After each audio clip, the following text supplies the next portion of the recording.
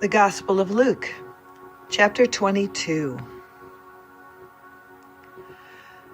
The festival of unleavened bread, which is also called Passover, was approaching.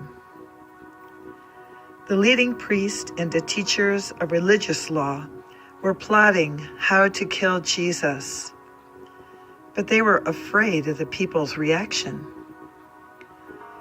Then Satan entered into Judas Iscariot, who was one of the 12 disciples, and he went to the leading priests and captains of the temple guard to discuss the best way to betray Jesus to them.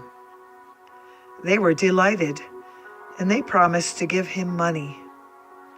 So he agreed and began looking for an opportunity to betray Jesus so they could arrest him when the crowds were not around.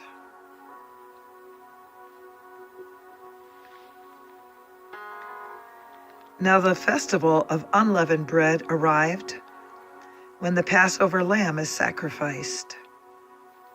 Jesus sent Peter and John ahead and said, "Go and prepare the Passover meal so we can eat it together." "Where do you want us to prepare it?" they asked him. He replied, "As soon as you enter Jerusalem, a man carrying a pitcher of water will meet you. Follow him. At the house he enters, say to the owner, 'The teacher asked, where is the guest room where I can eat the Passover meal with my disciples?' He will take you upstairs to a large room that is already set up. That is where you should prepare our meal." They went off to the city and found everything just as Jesus had said, and they prepared the Passover meal there.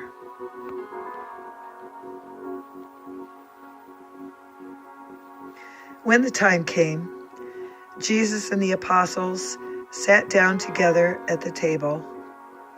Jesus said, "I have been very eager to eat this Passover meal with you before my suffering begins. For I tell you now that I won't eat this meal again until its meaning is fulfilled in the kingdom of God."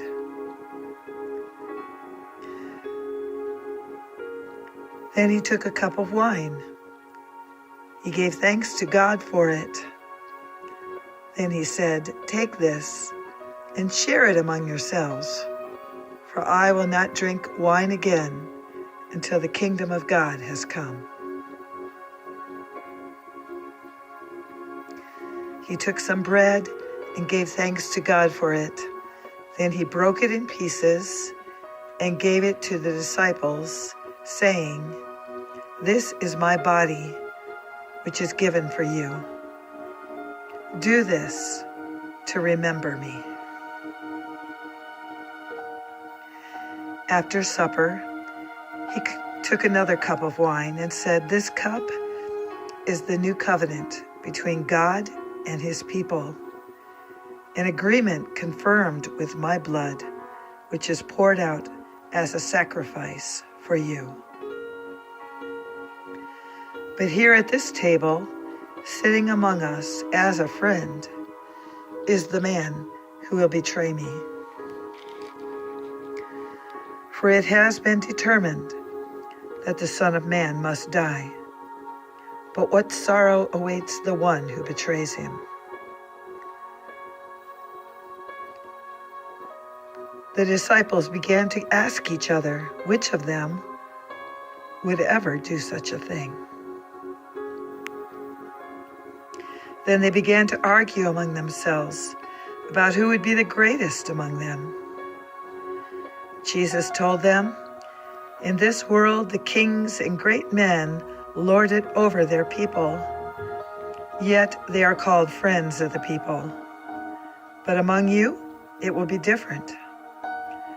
Those who are the greatest among you should take the lowest rank, and the leader should be like a servant. Who is more important, the one who sits at the table or the one who serves? The one who sits at the table, of course, but not here, for I am among you as one who serves.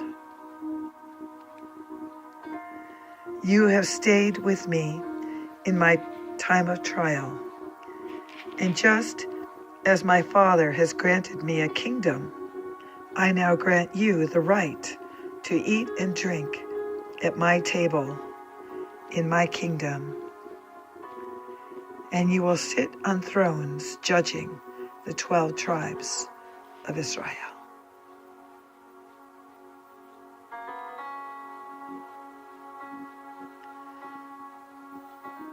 Simon, Simon, Satan has asked to sift each of you like wheat. But I have pleaded in prayer for you, Simon, that your faith should not fail. So when you have repented and turned to me again, strengthen your brothers. Peter said, Lord, I am ready to go to prison with you and even to die with you. But Jesus said, Peter, let me tell you something. Before the rooster crows tomorrow morning, you will deny 3 times that you even know me. Then Jesus asked them, when I sent you out to preach the good news, and you did not have money, a traveler's bag, or an extra pair of sandals, did you need anything? No, they replied. But now, he said, take your money and a traveler's bag, and if you don't have a sword, sell your cloak and buy one. For the time has come for this prophecy about me to be fulfilled. He was counted among the rebels. Yes, everything written about me by the prophets will come true. Look, Lord, they replied, we have 2 swords among us. That's enough, he said.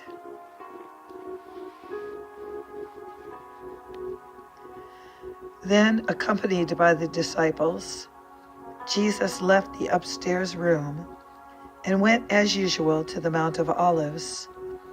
There he told them, pray that you will not give in to temptation. He walked away about a stone's throw and knelt down and he prayed. Father, if you are willing, please take this cup of suffering away from me. Yet I want your will to be done, not mine. Then an angel from heaven appeared and strengthened him. He prayed more fervently, and he was in such agony of spirit that his sweat fell to the ground like great drops of blood. At last, he stood up again.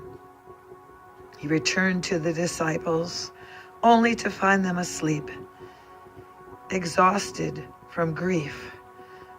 Why are you sleeping? He asked them. Get up and pray, so that you will not give in to temptation. But even as Jesus said this, a crowd approached, led by Judas, one of the 12 disciples. Judas walked over to Jesus to greet him with a kiss.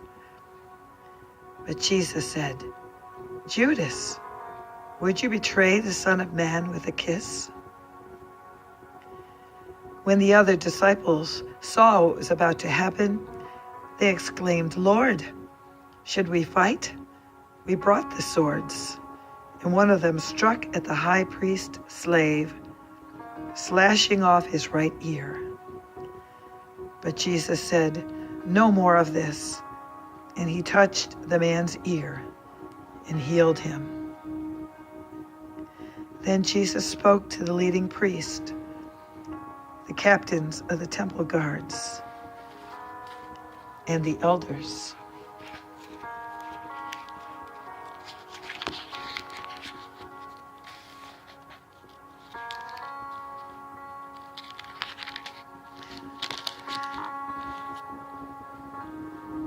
He spoke to them, and he said, "Am I some dangerous revolutionary that you come with swords and clubs to arrest me?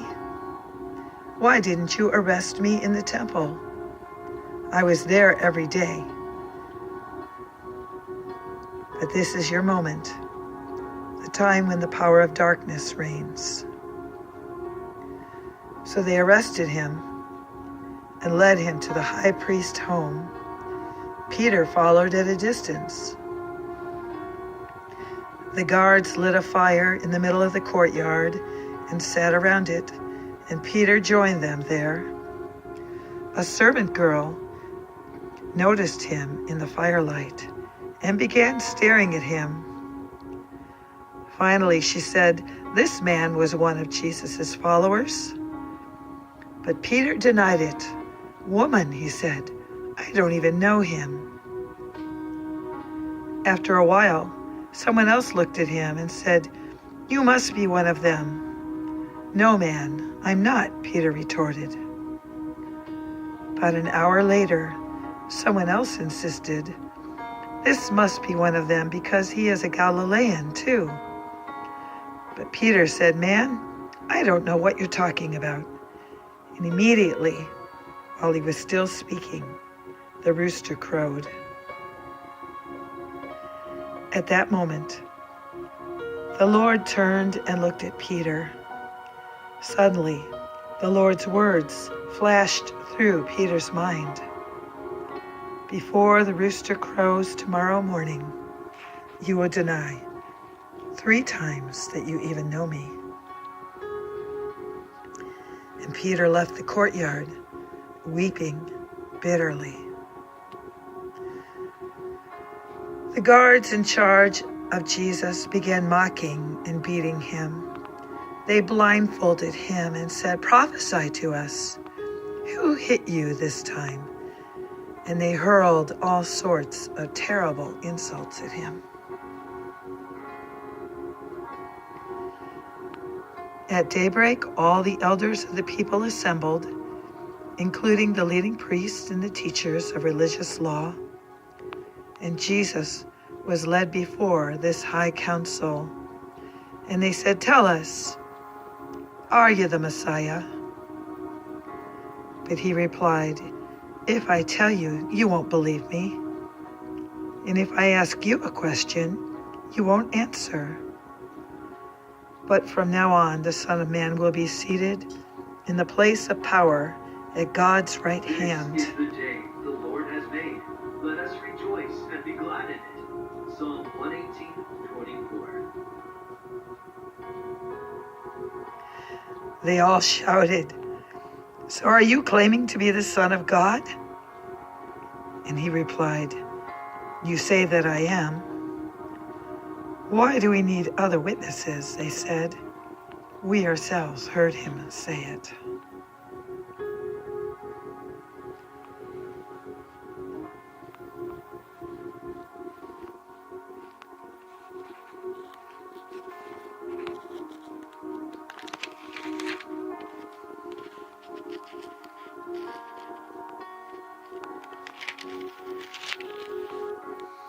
Gospel of Luke, chapter 22.